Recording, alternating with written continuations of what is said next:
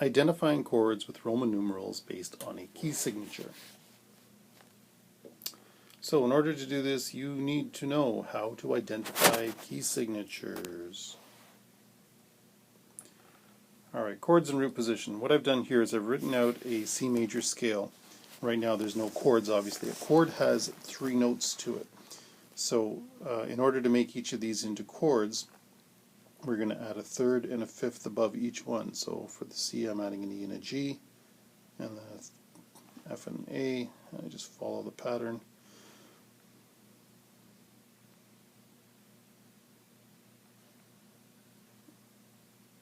Until I get to the top. Now remembering back to your scale degrees, now we can also use Roman numerals to label each of these. And so when we look at each of these, we also have to look at the tonality of them. So in this case here, the distance between the lower note and the third, the root and the third, is a major third. So this is a major chord. So we call that 1 because it's the first scale degree and it's major, so it's uppercase. If I had a minor third for a different scale, it wouldn't be in a major scale. If I had a minor third, I would write it with a lowercase.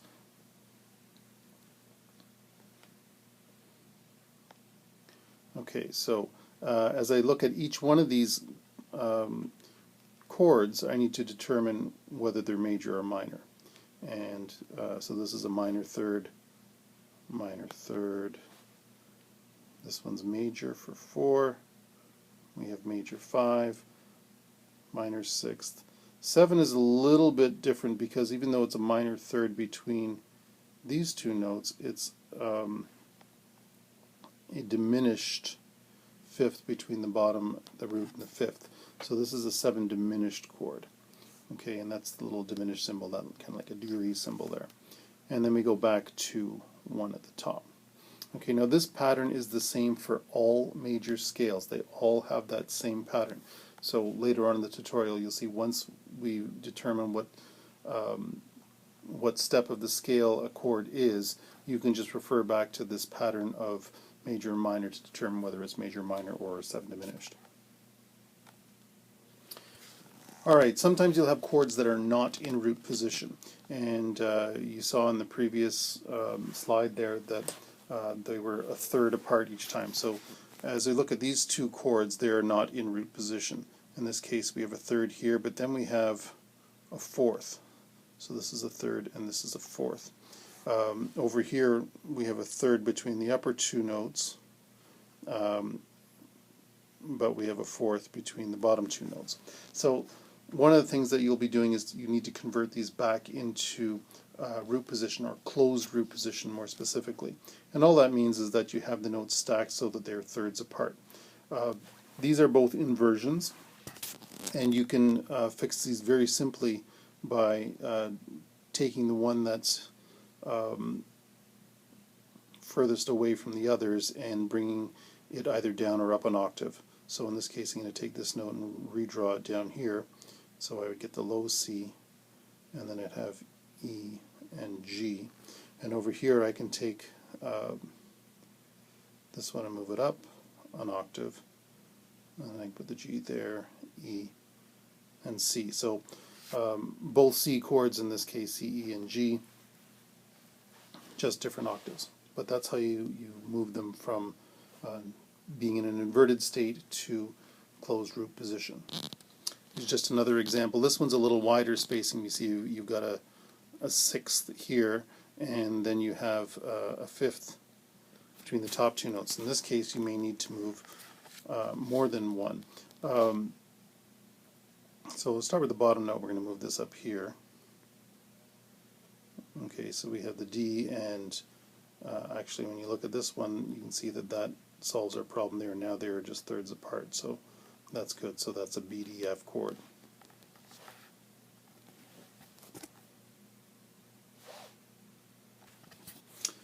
Alright, so this is the step-by-step method for solving this type of question.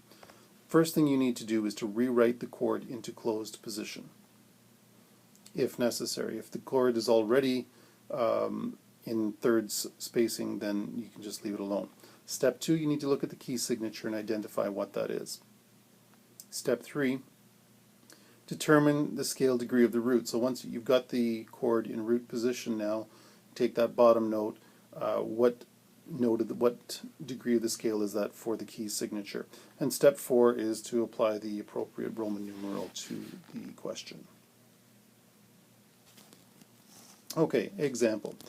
All right, so step 1 here is to rewrite the chord into closed root position. Now you see this has already done that because we have a third and we have a third. They're all on lines. That's good, so we can leave that alone. The next thing we need to do is identify the key signature. And you can refer back to your line diagram for this if you want. But 2 sharps, that is the key of D major. And then so if I think in the key of D major, the bottom note, there's the D, and so that would be the tonic, and so this would be the subdominant. If I count up 1, 2, 3, 4, so this is a 4 chord, and 4 is major, always in major scales, which is what we're dealing with. Okay, another example. Step 1, rewrite in closed root position. This one is not, so the easiest way to do this one is just to take this note and bring it down here, so I can.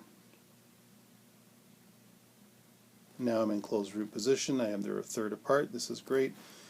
Look at the key signature, 1 flat, key of F, and F is there, so this is obviously on the 2nd degree, so it's 2, which is minor. All right, step 1, move these up into closed root position. Easiest one here, take the one that's furthest away up here, the C, A, and F.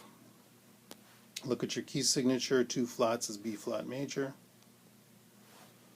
and then determine where is F in relation to B flat major. If you count up, you'll find that this is a 5 chord.